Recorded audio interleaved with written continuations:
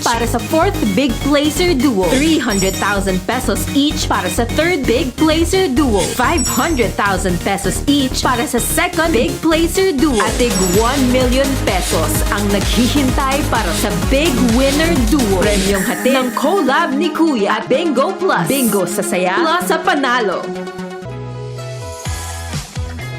On a high pa rin talaga ang mga housemates, lalo pat nakabisita na ang lahat ng kanilang mga magulang na sigurado nakapagbigay inspirasyon sa kanila. Hello Philippines and hello world! Just 5 days to go before the big night. At sa huling Lunes ng edisyong ito, aba si Kuya hindi pa rin nagpapaawat sa kanyang sorpresa para sa mga housemates dahil isang unkaboggable and phenomenal na bisita naman ang nagbabalik bahay at ang gugulat at magbibigay ng saya at syempre makabuluhang payo sa ating mga housemates. Pilipinas at Team Online, narito ang kwento. Isang hapon sa bahay ni Kuya, tila may napadaan. Ano kayang pakay niya? Kuya? I miss this place. Parang may naliligaw sa bahay ko. Kuya, you're here? I am. I'm here also, Kuya. At padaan kasi ako sa harapan ng bahay mo. Bumili ko nitong mais. Ang init. Gusto ko lang humingi ng tubig. Pero nandito ka pala.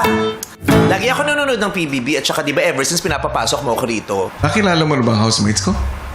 Yung iba kilala ko sa labas pa lang, nakilala ko na sila, na-meet ko na sila. Pero yung iba, hindi pa masyado. Kuya, lumamig na tong ano ko. Yung tubig lang naman ang hinihingi ko. Ang dami natin napag-usapan. Lumamig na tong ano ko, mais. Gusto mo pa ba ng tubig? Gusto ng tubig? Gusto ng tubig? Saan ako pwedeng kumuha? Pwede sa loob. Saan? Pasok ko sa loob? O ganito, para masurpresa yung housemates ko, bigla kang papasok sa bahay at manghihingi ka ng tubig. Nakikita ko ng mga housemates. Oo. Habang walang kamalay-malay ang housemates ay pumasok na nga si Vice para makihingi ng tubig. Oo, yung parang, ano nga ba to? Ano nga ba? Oh my God, it's here. Oh! It's Meme. Oh my God! Oh my God! Oh my God!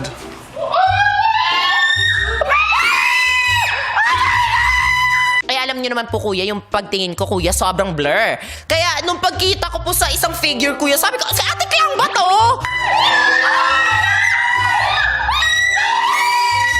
Kala ko siya Kuya, ang ingay naman dito. Hihingi lang ako ng tubig. Ba't ang ingay? Sabi ko, ba't tumangkad si Ate Clang? Tapos nung na-realize ko, Kuya, na si Meme Vice pala. Oh my God! Medyo na ano po talaga ako kanina, na overwhelmed. Sobrang saya ng puso ko, Kuya, kasi nakita ko si Meme. Kaya yun po, Kuya, direkta po akong pumunta dun sa kitchen. Ang damot niyo.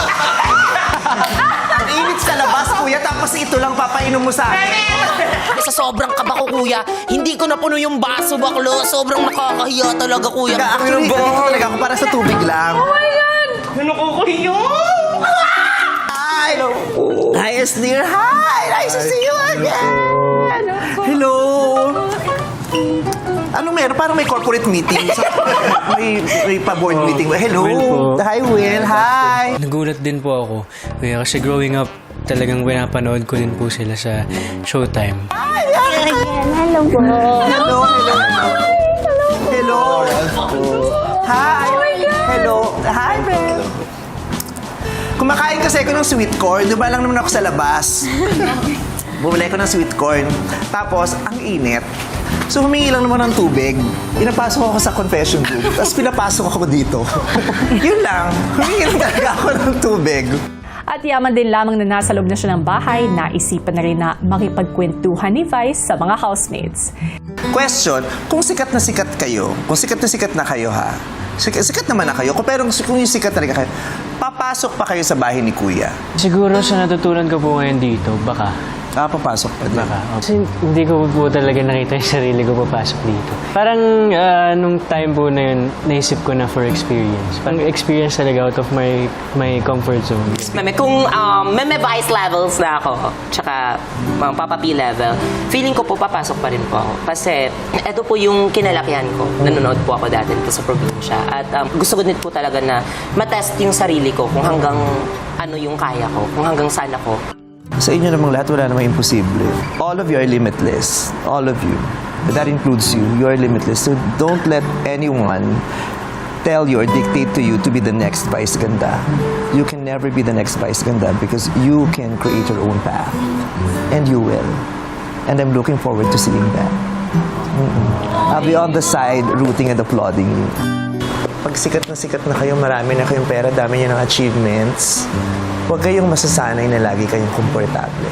Kasi pag masyado na yung tayong komportable, nawawala na yung passion, nawawala na yung learning.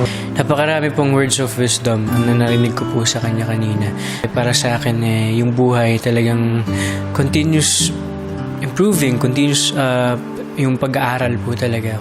Kaya kahit maging Piolo na kayo, maging Catherine Bernardo na kayo, huwag mawawala yung gutom. Ang daming magagaling, tapos bakit wala na? Wala na sila. Bakit hindi na ganito? Kasi nawala yung gutom. Sobrang talino niya ni Meme Vice. Alam mo talaga na yung tao nagsasalita na maraming napagdaanan na, and yung mga pinagdaanan niyang yun, talagang isinabuhay niya. And Kuya will be very proud na marinig niya, after nahirapan kayo dito, papasok pa rin kayo. Kasi ibig sabihin, mas maraming mga makabuluhang bagay na nangyari sa inyo kaysa dun sa mga paghihirap ng pisikal at ng iba pang mga bagay. Congratulations! Ilang saglit pa ay nagpaalam na rin si Vice sa mga housemates. Tuwa ako dun sa chikahan ko with them. Maganda silang mga magsalita. May sinasabi. Alam nila yung mga sasabihin nila. Sobrang gandang reminder ni Meme Vice po, Kuya, to just keep on dreaming po, Kuya, no matter kung gaano ka nakalayo or kung gaano ka nakasuccessful. For sure naman, marami silang magandang natutunan dito at isi-share nila yun sa iba naman. They will always want to go back.